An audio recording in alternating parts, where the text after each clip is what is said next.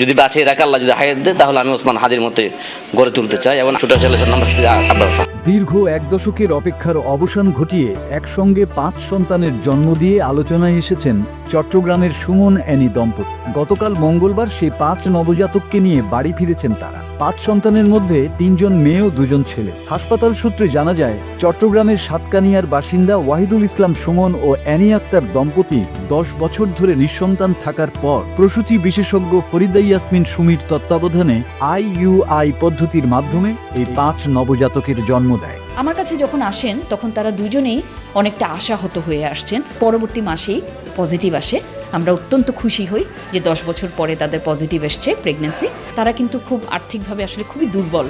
নগরীর পিপলস হাসপাতালে জন্মের পর তাদের অবস্থা সংকটাপন্ন ছিল। পরে উন্নত চিকিৎসার জন্য পার্ক ভিউ হসপিটালের NICUতে ভর্তি করা হয়। সেখানে চলতে থাকে নিবিড় চিকিৎসা।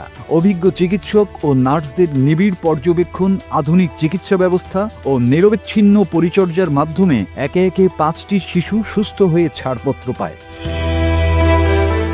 আনন্দিত বাবা মা এরই মধ্যে সন্তানদের নামও রেখেছেন। 5 সন্তানের মধ্যে 2 ছেলের একজনের নাম রেখেছেন শরীফ ওসমান হাদি, অপরজনের নাম আবরার ফাহাদ। ভারতীয় আধিপত্যবাদের বিরুদ্ধে লড়াই করতে গিয়ে প্রাণ বিসর্জন দেয়া 2 শহীদের নামকে স্মরণীয় করে রাখতেই এই নামকরণ বলে জানান শিশুদের বাবা। ভারতের আধিপত্যের বিরুদ্ধে কথা বলছে, এই কারণে ওনাকে শহীদ করা হয়েছে। যদি বাঁচিয়ে রাখে আল্লাহ যদি হায়াত দেয় তাহলে আমি ওসমান হাদির মতে গড়ে তুলতে চাই এবং ছোট ছেলের নাম রাখছি আবরার ফাহাদ। সবাই ভালো আছে এখন।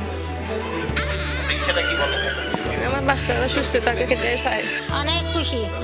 আল্লাহর কাছে দোয়া করে দিয়ে আন্না তুমি জানা আল্লাহ আর বুকুর টাকা পান, মা বুকুর জানা টাকা পান। মাসুদ হাসান, বাংলা টিভি।